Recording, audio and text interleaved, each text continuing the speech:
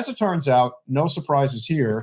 We are really stuck in a very bad predicament where, unfortunately, our current president is backing off of on the student debt. On that 10,000, what was means tested $10,000? At least 4 million people will now no longer get their student debt canceled. What did they change the standard? So now no, apparently, well, again, because, it's always the big bad GOP, and apparently there is a lawsuit that is being thrown at the Biden administration regarding whether or not they have legal standing to cancel student debt. Guess what? The answer is yes, they have legal standing to cancel a student debt. President has that authority. But unfortunately, much like using the parliamentarian as an excuse. Okay, guys, but the parliamentarian is not an excuse. She is power. So if you want real leadership for the Democratic Party going into 24, let's go with Manchin and the parliamentarian, guys. That's where the real power in the party is, because she's more stronger than Joe. Biden administration scales back student debt relief for millions amid legal concerns. Education Department says that a subset of federal student loans owned by private lenders no longer qualify for relief. The Biden administration is scaling back its debt relief program for millions of Americans over concerns about legal challenges from the student loan industry. Which is, that is investment banks, Wall Street banks. The student loan industry. That's code word for student loan industry. That is code for Wall Street banks. That's what that is. Student loan industry. As well as a new lawsuit from Republican-led states. So let's continue the divide. Continue the divide. It's a Republican's problem. In a reversal, the Education Department said on Thursday it would no longer allow borrowers who have federal student loans that are owned by private entities to qualify for the relief program. Who the hell do you think? Who do you think private ownership is? That's Wall Street banks. That's exactly what we need him to do. Like that, the fact that he's saying we can't do it because of them, that's exactly why he's the one who can do it. It's because it's them. These are student loans for public universities owned by private nonprofits and corporations. That it is so they are so bad at this. They are so bad at this. The student loan industry. The administration had previously said those borrowers would have a path to receive up to $10,000 or $20,000 of loan forgiveness. Sorry. That ain't happening anymore. Well, look, to be honest, it was never good enough anyway. No. Okay. But yeah, for that one person who maybe that would be a chunk of their debt, that is huge.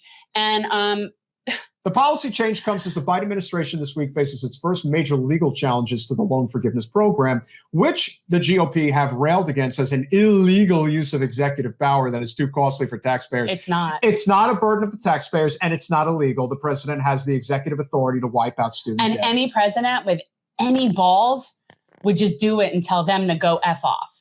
He would. On Thursday, a group, you better believe, if there was one thing I can guarantee you, if Bernie was president right now, he would tell them to go screw yourself. He would. On Thursday, a group of 6 GOP attorneys general sued to block loan forgiveness. The states of Arkansas, Iowa, Kansas, Missouri, Nebraska, and South Carolina asked the bastions of great education. Lindsey Graham just wasn't having any of it. And bastion of great education, those places. I made sure that I paid my student debt. They make sure to keep, they want to keep their people as uneducated as possible. Absolutely. And my God, I mean, talk about, I mean, Arkansas and South Carolina in particular, talk about two of the lowest educated. And you know who else is down there?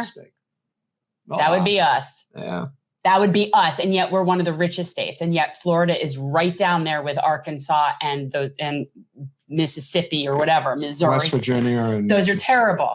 Asked a federal judge to strike down the debt cancellation program, arguing that it's illegal and unconstitutional. Again, a lie.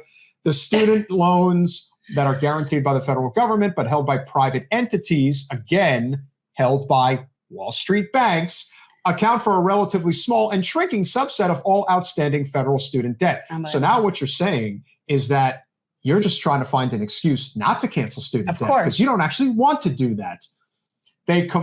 Does he not understand how much this is going to kill the Democrats in the polls? I don't care. Did they not get that? They don't. I just don't think they care. They probably don't, but I'm just saying does he look like he knows anything to you?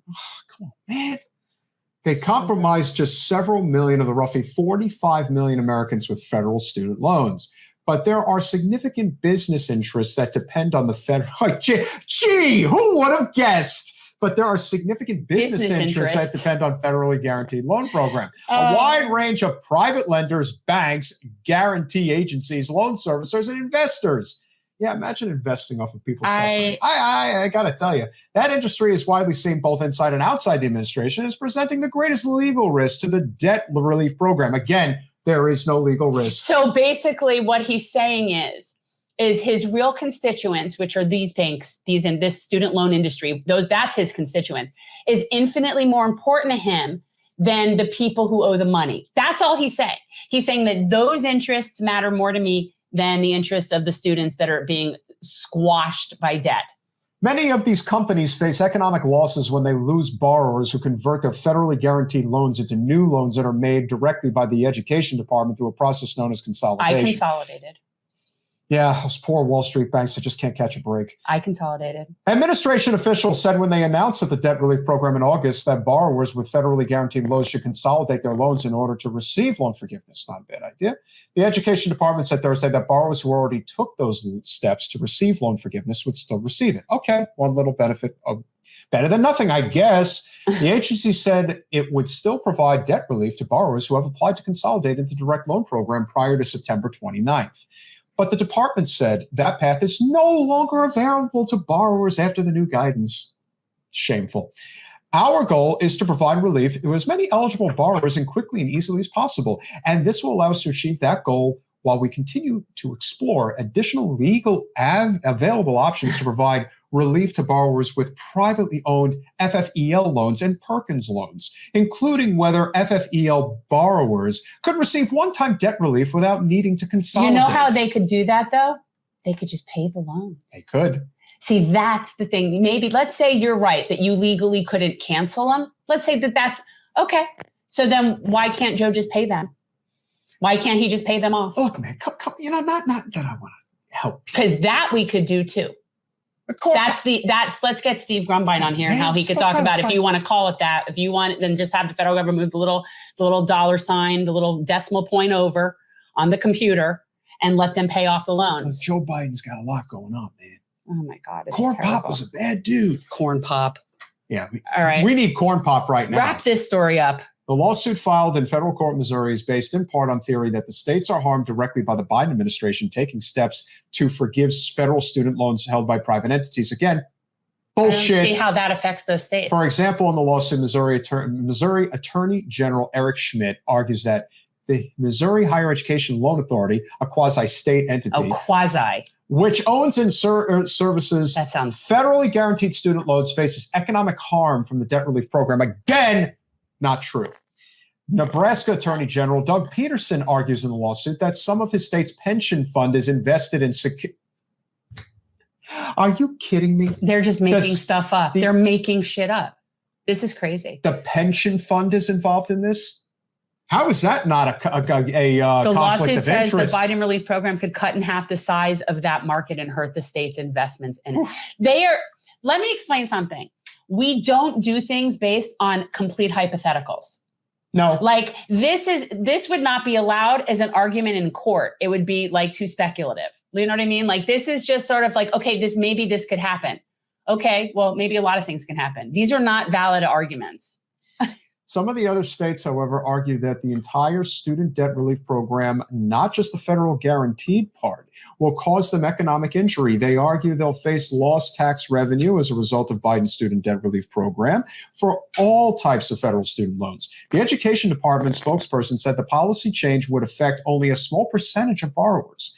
The most recent federal data as of June 30 shows there were 4.1 million federal borrowers with $108.8 billion of loans held by private lenders.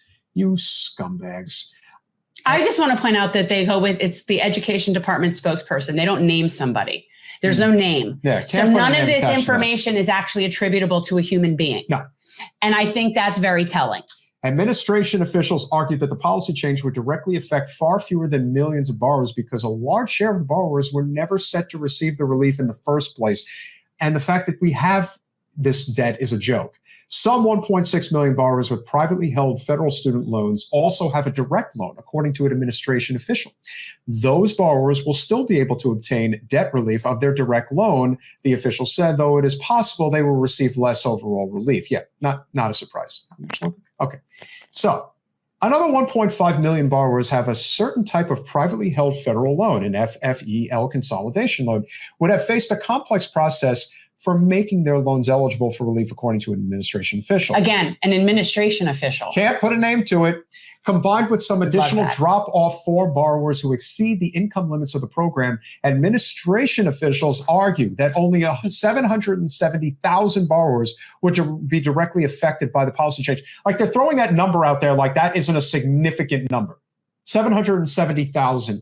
Earlier this month, the Biden administration released data estimating that 42.4 million borrowers across the country would be eligible for its debt relief program. My, how that has changed.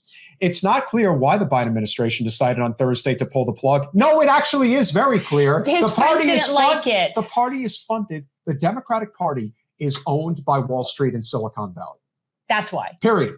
That's the reason. That's why. His friends were going to lose some money. That's what it is. Joe, I mean, if you really want the money for the midterms, I mean, come on, baby. You gotta keep it He's just concerned about his friends. Oh, man, can't even open my eyes. Industry officials and a wide range of policy experts had long warned, even before the administration's August announcement, about the legal complexities associated with the federal government for giving federally guaranteed student loans. Again, this is a lie. It's a lie. It is executive authority. They're allowed to put this out. And yet Katie gets fired for telling the truth. This is Julian a lie. Assange gets prosecuted for telling the truth. Up is down, left is right. Top education department officials, again, no names, and industry groups had for weeks been negotiating a compromise deal in which the companies were compensated. Top education department compensated for their losses as if they haven't made enough profit already and would avoid suing the administration over the issue. Those discussions had not yet produced a deal, but the administration signaled on Thursday they would continue negotiating. The Education Department said on its website Thursday is assessing whether there are alternative pathways to provide relief to borrowers with federal student loans not held by the Education Department, including FFEL program loans and Perkins loans. Pay them. And discussing with the private lenders. That's how you do it. Pay them. The beautiful thing about this particular story is really simple. Joe doesn't actually want to cancel student loans. No. Joe doesn't give a crap about student loans. The idea that one lawsuit has come down the pike to try to stop this from happening, and Joe's response is, okay, we won't cancel them. No balls. Which is, the truth is, it doesn't serve him to do it. So this is the kind of thing, it's Mick resistance. We're going to pretend like we give a crap, and then we're going to say that, but the mean Republicans won't let us. It's the same as blaming Joe Manchin or the parliamentarian. They just blame somebody because they don't really want to do those things anyway. Thanks for watching. If you want to support our mission to transform politics into service, please like this video, subscribe, follow us on social media, and consider joining our Patreon, where you'll get early access to our interviews as well as other exclusive content. Links are in the description. Peace out.